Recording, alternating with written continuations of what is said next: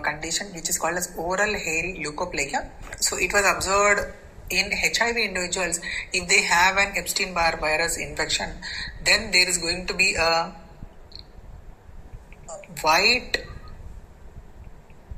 corrugated plaque over the lateral border of the tongue,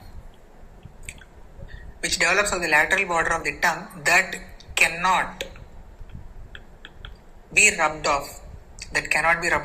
So these are all the qualities of oral hairy leukoplakia. And if you observe carefully here, this is the lateral border of the tongue, and you are able to see that the white membrane is present over the lateral border of the tongue, and it is having a feathery margin, or we can say the margins are thrown into folds.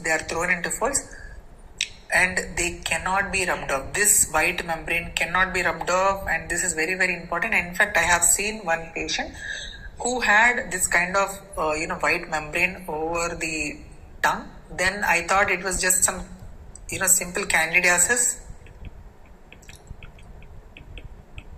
And when I tried to rub off this white membrane with the help of gauze piece after wearing gloves, I observed that it was not being easily removed.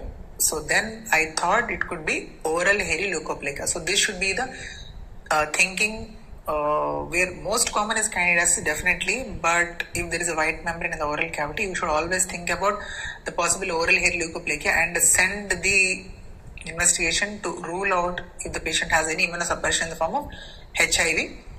And the simple treatment which can be given to this patient is HAART, highly active antiretroviral therapy. If it is started, the OHL lesion is going to slowly resolve on its own. Next, let us look at